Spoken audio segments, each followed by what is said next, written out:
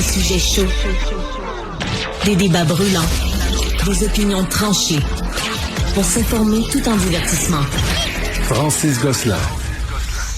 Bonjour, mesdames et messieurs. Bonjour, bienvenue à cette dernière émission de la journée. Première journée de la nouvelle grille horaire. On a un petit 5 jours, c'est comme un sprint marathon. Exact. Avec moi, mes deux comparses. On s'appelle comme une forme de boys club, pourrait-on dire, Alexandre Morin-Villouellette. Je sais pas si c'est le terme qu'on veut employer directement. Voilà, exactement. Mais... On va essayer de diversifier quand même nos sources tout au long. Et Olivier Guillet, vous le suivez depuis tout à l'heure. Il était confortablement assis dans le sofa. Là, il a le dos bien droit maintenant, assis sur sa chaise à ma gauche. Messieurs, j'espère que vous allez bien.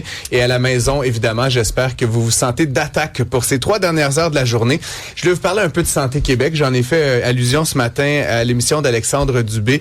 Et drôlement, ça m'a valu beaucoup de commentaires par écrit. Les auditeurs du 99.5 et de Cube étaient évidemment à l'écoute. On apprenait ce matin que l'organisme qui était censé mettre de l'ordre là, dans la santé, qui est quand même le poste de dépense de 50% du budget québécois, eh bien, ils reproduisent exactement les mêmes patterns que la fonction publique traditionnelle. Dans le dossier particulier de la transformation numérique, il y a 2 gros projets en cours là, chez Santé Québec, on le sait. Le dossier du patient numérique, puis une plateforme d'achat et d'approvisionnement. Le CIFAR. Le CIFAR, merci Alex. À eux deux, ces projets, Alex, tu le sais, devaient coûter 470 millions de dollars. Ça, c'était l'estimé initial. Laisse-moi deviner. Dépassement de coûts, dépassement de délai. On est rendu à 850 et chez des pépettes, donc presque 100% là, d'augmentation du budget. On est en territoire, ça clique, là, j'aurais envie de dire. Oui. Tu te rappelleras, la dernière fois, l'été dernier, on parlait en multiple de ça clique. Ben là, je t'avais de réinstaurer cette pratique, de dire, c'est 0.8 ça clique, 0.9 ça clique, 2 ça clique. C'est une bonne façon d'exprimer les dollars là, au Québec, n'est-ce pas? C'est sûr, ça frappe l'imaginaire. Puis en plus, on avait le fameux voyant, le fameux tableau de bord du gouvernement, dans lequel on dit les voyants sont au rouge, vert, jaune, c'est comme une évaluation d'enfants de primaire. Mais là, le Conseil des ministres, on apprenait la semaine passée, ont réinjecté de l'argent dans ce projet-là pour refaire passer les voyants au vert. Ils étaient tous rendus au rouge. En fait, ils ont changé la grille, si j'ai bien compris, pour que, avec les mêmes indicateurs, que ça soit désormais vert au lieu d'être rouge. Pour que tout le monde regarde ça et se dise tout va bien. J'avais envie de vous citer une auditrice et elle se reconnaîtra. Elle m'a demandé de garder ça entre nous, mais elle dit dans les CIS et les CIUS, on coupe des postes avec titulaires. Les salariés ne peuvent plus s'acheter de boîtes de mouchoirs, ils n'achètent plus de stylos, ils n'ont plus de formation, ils n'ont plus de budget pour rien. En fait, tout le monde se serre la ceinture dans le réseau et pendant ce temps, Santé Québec est là, grossir avec des salaires indécents. Et tout ça pourquoi? Est-ce qu'on a vu un changement? Pas moi. Et je travaille de l'intérieur et tout ce que je vois, c'est plus de bureaucratie, encore plus qu'avant, de l'incompétence, des décisions improvisées. Ils ne savent pas ce qu'ils font. Ça m'a quand même... J'ai reçu ça ce matin après ma chronique, comme je vous dis, et j'avais envie de vous en reparler. La folie, je pense que c'est Einstein qui disait ça, c'est de refaire toujours la même chose et de s'attendre à des résultats différents. Et j'ai l'impression que c'est ce qu'on essaie de faire à Santé Québec. Et puis voilà, ce matin, donc l'article a commencé un peu à le soulever de voile pour mieux comprendre comment on dilapide les fonds publics chez Santé Québec. Et là, je ne parle que d'informatique. Là. On va se concentrer sur l'article en question. Chez Santé Québec, mesdames et messieurs, on a embauché une VP aux technologies de l'information, Erika Elisabeth de Assis Bialy, n'est-ce pas? C'est une ancienne de chez Revenu Québec qui avant a fait un passage chez CGI, donc une consultante. On va noter que c'était une consultante parce que ça va revenir après.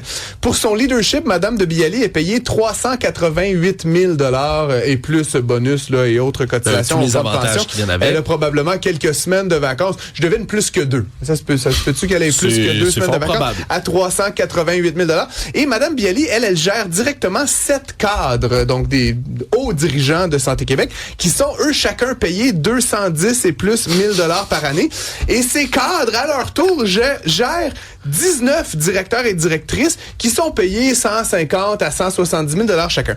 Donc, c'est pas clair là, si ces montants incluent les vacances, les indemnités de départ, les bonus et tout le kit. Là, évidemment, c'est des chiffres qui sont avancés par l'organisme. Et donc, on a recruté, mesdames et messieurs, les meilleurs des meilleurs. Vous pouvez vous imaginer, à ces prix-là, on attire que les meilleurs, forcément.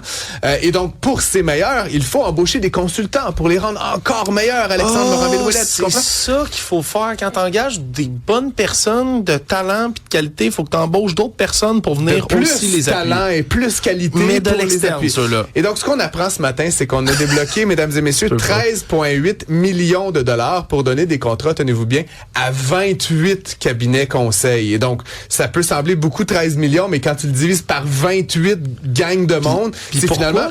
Non, mais attends, parce que là, grosso modo, là, j'ai fait le calcul vite sur la napkin, là. Tu sais, les gens que je vous disais, Madame Bialy, les 7 cadres, les 19 directeurs, tout ça, là, c'est grosso modo 6 millions de dollars de salaire, là, pour la tête des TI, là, juste oui. les TI, c'est 6 millions de dollars de salaire. Et pour que ces gens puissent faire leur travail, il faut leur donner 13 millions de dollars de consultants. Donc, pour chaque dollar que je paye de salaire, il faut que je donne 2 dollars de consultants en plus pour que tu puisses faire ta foutue job.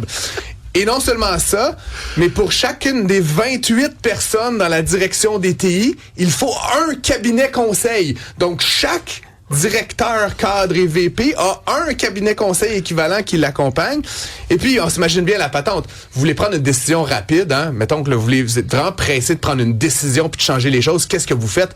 Ben, c'est sûr que vous réunissez 7 VP, une super VP, 19 cadres, 28 cabinets conseils. Vous asseyez 56 personnes dans une salle. Puis là, la décision, elle va se prendre vraiment, vraiment vite. Parce que c'est sûr que rien pour converger rapidement sur une décision que 56 personnes avec des égos qui gagnent 400 000 $ par année, Alexandre, n'est-ce pas? Mais au moins, Francis, on obtient des résultats là, avec tout cet argent, tous ces cabinets, tous ces consultants, tous ces employés, tous ces cadres, tous ces directeurs, tous ces VP. Comment ça se passe? Un sac-clic au ralenti, c'est exactement comme ça que ça se passe. Puis j'ai l'impression que le train, il est là, en train de se dérouler devant nos yeux. C'est le mur arrive, là, puis c'est juste, ben voilà, on va embaucher des consultants pour se faire un apron, Alexandre. Puis tout ça, là, Santé Québec, là, toute cette patente à gosse là qui a été créée par la Coalition Avenir Québec, le but, c'était de réduire la bureaucratie, de ramener de l'ordre dans les finances. Puis on disait, regarde, le réseau, là, c'est rendu tout croche. On va créer un nouvel organisme qui va venir chapeauter le réseau, puis comme ça, on repart sur des nouvelles bases. Puis les nouvelles bases, c'est quoi? C'est encore plus de bureaucratie qu'on avait ailleurs. Et plus de consultants, mesdames et messieurs. C'est drette comme ça que ça se passe. Donc, ça va être intéressant.